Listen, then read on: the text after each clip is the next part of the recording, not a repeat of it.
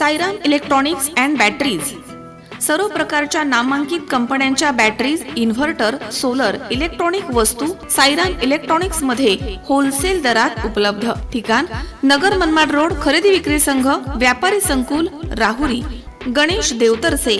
Mobile number 93 25 42 22 32 आणि 77 09 80 59 05। पुणे ते नागपूर असा तब्बल 800 किलोमीटरवरून अधिकचा प्रवास पूर्ण करून मंगळवारी युवा संघर्ष पदयात्रा ही नागपूर शहरात दाखल झाली आहे। खासदार शरदचंद्रजी पवार यांच्या उपस्थितीमध्ये यावेळी नागपूर इथे सांगता सभेचं आयोजन करण्यात आलं होतं। सोहळ्याला महाविकास आघाडीमधील सर्वच घटक पक्षामधील महत्त्वाचे नेते मंडळी, आमदार उपस्थित होते। यावेळी युवा संघर्ष यात्रेच्या दरम्यान सर्वसामान्य नागरिक, कष्टकरी, शेतकरी, युवा तसेच विविध संघटना यांनी आपल्या मागण्यांचं दिलेलं निवेदन हे स्वीकारण्यासाठी सरकारनं आपला प्रतिनिधी पाठवून ते स्वीकारावं असे मुख्यमंत्री आणि उपमुख्यमंत्री कार्यालयाला सकाळीच कळवून देखील संध्याकाळपर्यंत कोणीही प्रतिनिधी न आल्यामुळे सभास्थळावरनं आमदार रोहित पवार यांनी आपला मोर्चा निवेदन देण्यासाठी थेट विधान भवनाकडे वळवला। दरम्यान शांततेमध्ये विधान भवनाकडे जात असलेल्या युवा संघर्ष यात्रा आणि आमदार रोहित पवार यांना पोलिसांनी बॅरिकेड्स लावून थांबवण्याचा प्रयत्न केला।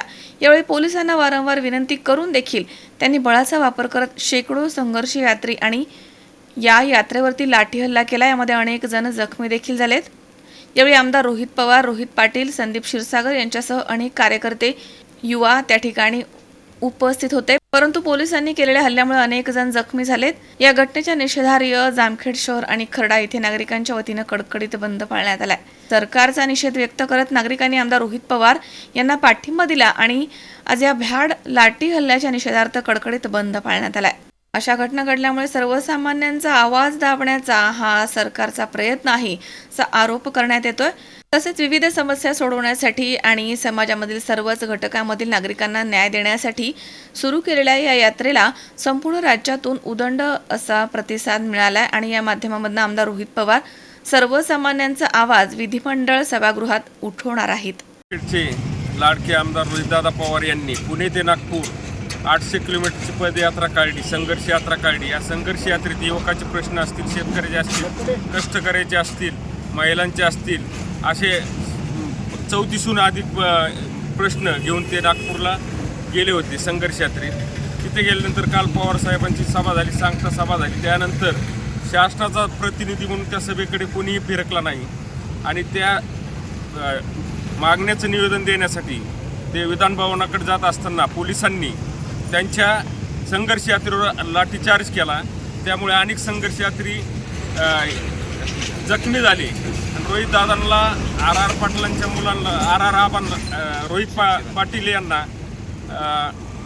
अटक केली। त्याच्या निषेधार्थ जामखेड तालुका संपूर्णपणे व्यापाऱ्यांनी बंद ठेवला आहे। शेतकरी युवकांनी बंद ठेवला आहे। उत्स्फूर्तपणे आम्ही या घटनेचा जाहीर निषेध करीत आहोत। काल नागपूर येथे माननीय रोहितदादा पवार यांनी तसेच त्यांच्यासोबत माननीय स्वर्गीय आबा पाटील यांचे चिरंजीव रोहित पाटील यांनी जी पुणे ते नागपूर ही संघर्ष यात्रा काढली होती। या संघर्ष यात्रेचं काल समारोपाचा कार्यक्रम नागपूर येथे होत असताना समारोप माननीय पवार साहेबांच्या भाषणाने समारोप झाल्यानंतर त्या संघर्ष यात्रेत माननीय आमदार रोहितदादा पवार यांनी पुणे ते नागपूर चलत जाऊन जो युवकांचे जे प्रश्न हाती घेतले होते, तसेच शेतकऱ्यांचे जे प्रश्न घेतले होते, त्या प्रश्नाच्या महिलांचे प्रश्न घेतले होते, त्या प्रश्नांचे निवेदन घेण्यासाठी माननीय रोहितदादांनी सरकारचा प्रतिनिधी म्हणून कोणीतरी यावं अशी अपेक्षा व्यक्त केली होती। पण सरकारने त्याबाबत कोणीही न पाठवल्यामुळे रोहितदादांनी सर्व युवकांसोबत, शेतकऱ्यांसोबत विधानभवनाकडे तिथे जाऊन निवेदन देण्याचे ठरवले होते। ते जात असताना पोलिसांनी किंवा शासनाने जो त्यांच्यावर लाठीचार्ज केला आणि माननीय रोहितदादा पवार, माननीय संदीप क्षीरसागर, माननीय रोहित आबा पाटील यांना अटक करण्यात आली. हे सगळं अतिशय निंदनीय कृत्य या सरकारने केलं आहे. तरुणांच्या प्रश्नावर रोहितदादांनी एवढा मोठा संघर्ष यात्रा काढली. जगत स्वतः 800 किलोमीटर चलून हे निवेदन घेण्यासाठी हे जर सरकारचा प्रतिनिधी येत नसेल तर ही खूप निंदनीय बाब आहे. आणि या निषेधार्थ कर्जत जामखेड मतदारसंघातील दोन्ही तालुके तसेच प्रत्येक गावामध्ये बंद पाळण्यात येत आहे. आम्ही सर्व व्यापारी तसेच शेतकरी आणि सर्व कर्जत जामखेडमधील जनता या बंदमध्ये उत्स्फूर्तपणे सहभागी होत आहेत. अशोक वीर, C24 तास, जामखेड.